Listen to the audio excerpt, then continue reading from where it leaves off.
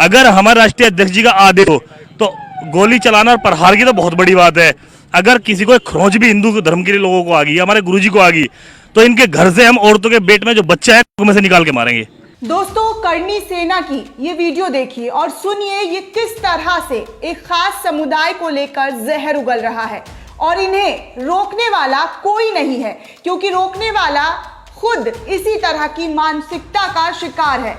आज 70 साल देश को आजाद हुए हो गया है, लेकिन 70 सालों में ये 7 साल भारी पड़ गया है, क्योंकि इन 7 सालों में जिस तरह के जहर लोगों के दिमागों में भरा गया है, ये किसी से छुपी हुई नहीं है। पहले ये लोग एक अपराधी को छुड़वाने के लिए महापंचायत करते हैं, उससे नहीं हुआ तो ये लोग इस तरह की खुली धमकियां दे रहे हैं। ये इस वीडियो में बोल रहा है करनी सेना के अध्यक्ष और बीजेपी नेता सूरजपाल आमू जी, अगर इन्हें आदेश देंगे तो ये घर से खींचकर इनके घरों की औरतों के पेट से बच्चा निकालकर मारेंगे। बस ये एक लाइन सुन लीजिए और सोचिए कि इससे बुरा और क्या हो सकता है, इससे बुरा और क्या बोला जा सकता है, जहां पर खुली धमकी दी जा रही है। मुसलमानों को उनकी घर की औरतों को खींचकर मारने के लिए बोला जा रहा है। क्या इस बेहुदा बयानों को लेकर सरकार इन्हें गिरफ्तार करेगी? कोई कार्रवाई होगी? जिस तरह से ये इंसान अपनी जहरीली मानसिकता बयान कर रहा है, कोई कार्रवाई होगी? जहां तक मुझे लगता है नहीं होने वाली है। अगर होना होता तो जिस तरह से हरियाणा में आसिफ के हत्यारों को बचाने के लिए महापंचायत हुआ, तभी हो जाना चाहिए था। वहां पर भी तो करनी सेना वालों ने जहर उगला था, तब किसी भी सरकार की आंखें नहीं खुली, ना खट्टर ना मोदी सरकार की। कहां है ये सब? कहां गए ये सब के सब? सबका साथ, सबका विकास और सबका विश्वास, ऐसे विश्वास जीत रहे हैं। आप मुसलमानों को कह रहे हैं जहां पर मारने वालों के लिए महापंचायत होती है, आप कह रहे हैं कि उनको अगर नहीं रिहाई मिली तो ये लोग घर से खींच कर मारेंगे और उनके घरों की औरतों के पेट से बच्चा निकाल कर मारेंगे, जैसी धमकियां दे रहे हैं, वो भी वीडियो बनाकर। विश्वास जीत लिया आपने तो। शर्म आती है मुझे ये कहते हुए कि इतने घटिया लोगों को इस सरकार में कितना बढ़ावा दिया जा रहा है। आप बोल क्या रहे हैं? एक बार अपनी बोली तो सुन लें। आपके बच्चों पर क्या असर पड़ेगा? समाज में बस नफरत फैलाने का काम ही रह गया है आप लोगों का, या सरकार को बस खुश करते रहे और ये भूल गए कि खुद भी एक इंसान है। वैसे इन लोगों को इंसान बोलना ही सबसे बड़ा मजाक है, क्योंकि ना इन लोगों को देश का भला करना है, ना ही जिस समाज में रह रहे हैं उस समाज का भला करना है। भला करना है तो सिर्फ भारतीय जनता पार्टी की सरकार का।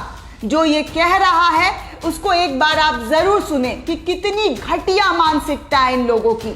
हरियाणा के मेवात के रहने वाले 47 साल के जाकिर हुसैन के बेटे आसिफ की 16 मई को हत्या कर दी जाती है, लेकिन हत्या के आरोपियों के समर्थन में उनके गांव और आसपास के इलाकों में महापंचायत का आयोजन करवाया जाता है। इस पर आसिफ के पिता जाकिर का कहना है, मैं अपने बेटे के लिए न्याय की मांग करता हूं।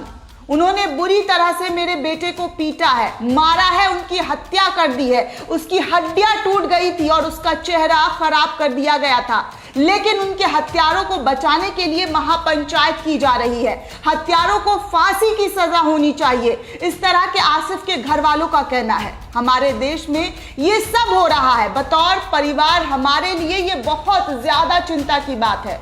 हरियाणा के नूह के इंडरी गांव में 30 मई को एक सभा होती है, जिसमें करनी सेना के अध्यक्ष और बीजेपी नेता सूरजपाल आमू वीडियो में बोलते हुए साफ सुनाई देता है। वो हमारी माताओं और बहनों की नंगी तस्वीरें खींचते हैं, क्या हम उनका खून भी नहीं कर सकते हैं? इस महापंचायत में हरियाणा से लेकर उत्तर प्रदेश और राजस्थान से आए लोगों की भीड़ इकट्ठा होती है, जिसमें उकसाया जाता है। इस भीड़ में उकसा रहे हैं लोगों को खून करने के लिए, वो भी मुसलमानों का, जहां पर करीब 50,000 से ज्यादा लोग जमा हुए थे। और उस भीड़ को बोला जा रहा है जाग जाओ और मार काट करो, और सरकार खामोश बनी बैठी है, सारा तमाशा देख रही है। कोई कार्रवाई, कोई गिरफ्तारी अब तक नहीं हुई है। जैसा कि आप सभी को पता है, आसिफ और उसके भाई राशिद पर कुछ लोगों ने हमला किया था और आसिफ को पीट पीट कर मार डाला गया था। राशिद बच गया था, जो उसका चचेरा भाई था। उन्होंने पुलिस को भी बताया था कि हमलावर उसे जय श्री राम बोलने पर मजबूर कर रहे थे और सारे मुसलमानों की हत्या की धमकी दे रहे थे। जिसके बाद पुलिस ने एफआईआर तो दर्ज कर लिया और 14 लोगों को गिरफ्तार भी किया। पुलिस का कहना है कि यह कोई सांप्रदायिक हिंसा का मामला नहीं है, यह मामला है पुरानी रंजिश का, जिसके चलते युवक की हत्या की जाती है। उसने कुछ अभियुक्तों को पकड़ लिया है और बाकी की खोज जारी है, ऐसा पुलिस का कहना है। इस हत्या के बाद यह भ्रम बना रहा कि यह सांप्रदायिक हिंसा है, यह सामान्य हिंसा, ऐसा परिवार वाले सोचते रहे। मेवात में मुसलमानों की अच्छी खासी संख्या है, लेकिन उन्होंने कहा कि वो पुलिस की कार्रवाई पर भरोसा करेंगे, उनकी कार्रवाई को वो समझेंगे कि अगर जो भी मामला रहा है पुलिस उसको पकड़ेगी और सजा दिलवाएगी। जिसका जिम्मा एक ऐसी हिंसा के मामलों की तफ्तीश का और अभियुक्तों की गिरफ्तारी का है। इसके बावजूद मुसलमान समुदाय ने कोई सार्वजनिक सभाएं नहीं की, विरोध प्रदर्शन नहीं किया। इन सभी चीजों से इन लोगों ने परहेज किया और इसे पुलिस के हवाले छोड़ दिया कि जो भी होगा अपराधी उसे सजा मिलेगा, वो अपना काम अच्छे से करेंगे। लेकिन खुद को हिंदू हितों के रक्षक कहने वाले संगठन और व्यक्ति सक्रिय हो गए और अभियुक्तों की रिहाई के लिए जगह जगह महापंचायत करनी शुरू कर दी। जैसा इस आखिरी सभा के भाषणों में साफ देखा गया है, वो कह रहे हैं कि हत्या बिल्कुल ठीक की गई है, लेकिन अभियुक्तों के नाम लेकर कहा गया है कि उन्होंने नहीं मारा है, आसिफ अपनी करतूतों की वजह से मारा गया है। वो हमारी माँ बहनों की नंगी तस्वीर खींच रहा था, इसलिए उसका खून बहाया गया है। इस तरह की वीडियोस वायरल हो रहे हैं और करनी सेना वाले लगातार ऐसी बातें कर रहे हैं। हम उन्हें गोली मार देंगे और देखते हैं कि किसने अपनी माँ का दूध पिया है कि हमें रोक सके। वक्ताओं ने मुसलमानों के लिए अपशब्दों और गालियों का जमकर इस्तेमाल किया। उनके वीडियो अब चारों तरफ वायरल हो रहे हैं। वहीं आपको याद होगा कि जिस व्यक्ति ने चलती ट्रेन में 15 साल के जुनैद की हत्या की थी, उसने भी शान से कहा कि उसने एक जिहादी को मारा था।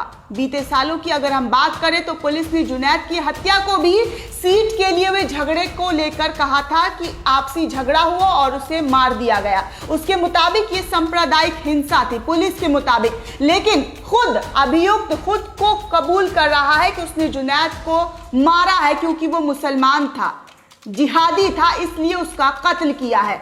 तो आप सोच सकते हैं, एक तरफ हर मामले को लेकर पुलिस आपसी रंजिश बतला रही है, तो वहीं दूसरी तरफ मारने वाला खुद वीडियो बनाकर बोल रहा है कि उसने मारा है क्योंकि वो मुसलमान था। लेकिन पुलिस क्या कर रही है? पुलिस तमाशा देख रही है। अगर द वायर की खबर की अगर हम बात करें तो इस महापंचायत को हफ्ता गुजर गया है, लेकिन पुलिस ने अब तक सभा में जो लोग इकट्ठा हुए थे, आयोजक थे, जो वक्ता थे, उन पर अब तक कोई कार्रवाई नहीं की गई है। ये कहना बेकार है कि जो पुलिस आंदोलनकारी किसानों को गिरफ्तार कर लेती है, वो धारा 144 लागू होने के बावजूद ये सभा होते हुए देखती है, जहां पर 50,000 से ज्यादा लोग इकट्ठा होते हैं और उस सभाओं में खुली धमकियां दी जाती है मुसलमानों को। खुलेआम हिंसा का उकसावा करने वालों के खिलाफ कार्रवाई में उसकी कोई तत्परता पुलिस की नहीं दिखती है। सरकार और शासक भारतीय जनता पार्टी की तो राजनीतिक ही मुसलमान विरोधी घृणा को उकसाने पर टिकी हुई है कि किस तरह से मुसलमानों के खिलाफ घृणा फैलाएं, नफरत फैलाएं, बस इनका वोट बना रहे। इसलिए उससे उम्मीद ही बेकार है। लेकिन अफसोस कि आज तक हम भारतीय जनता पार्टी को बोलते थे, कोसते थे, लेकिन अगर गौर करें तो दूसरे राजनीतिक दलों ने इस नफरत और हिंसा के खुले प्रचार पर अब तक कोई बयान नहीं दिया है। किसान आंदोलन का एक केंद्र हरियाणा भी रहा है और वो सरकारी दमन भी झेल रहा है लगातार, लेकिन किसान आंदोलन के नेताओं ने भी इस हिंसा पर जो ये वीडियो वायरल हुई, इसके खिलाफ अब तक कोई बयान नहीं दिया है। इससे क्या नतीजा निकाला जाए? अगर मरने वाला मुसलमान हो और अपराधी हिंदू हो, तो क्या अभियुक्तों के पक्ष में हिंदू गोलबंदियां करेंगे और अभियुक्तों को छुड़ाने की मांग करेंगे? हो सकता है कि आसिफ की हत्या सांप्रदायिक घृणा के कारण नहीं की गई हो, लेकिन अब उनके हत्यारों के पक्ष में जो कुछ हो रहा है वो निश्चय है कि मुसलमान विरोधी घृणा पर आधारित सांप्रदायिक हिंसा भड़काने का प्रयास है। इसे कैसे बर्दाश्त किया जा सकता है? किसान नेता क्या इसलिए चुप है कि अगर उन्होंने इस सांप्रदायिकता के खिलाफ मुंह खोला तो उनमें फूट पड़ जाएगी?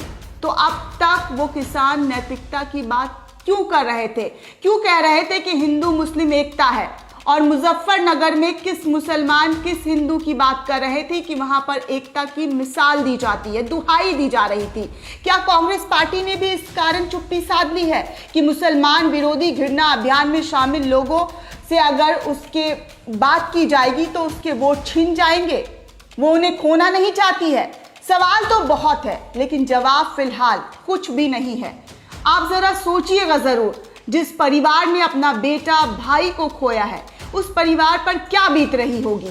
ऐसा तो नहीं है कि ये वीडियो सिर्फ हम और आप लोगों तक ही पहुंची होगी, आसिफ के घर वालों तक भी ये वीडियो गई होगी। उन्होंने भी देखा होगा कि ये वीडियो किस तरह की नफरत वाली बयानों से भरा हुआ है, किस तरह से घृणा फैलाया जा रहा है। क्या ऐसा ही था हमारा भारत जहां पर धर्म के नाम पर इंसानों का कत्ल कर दिया जा रहा था? सोचिएगा जरूर, आज नहीं तो कल सोचिएगा, लेकिन कहीं देर ना हो जाए। जय हिंद दोस्तों।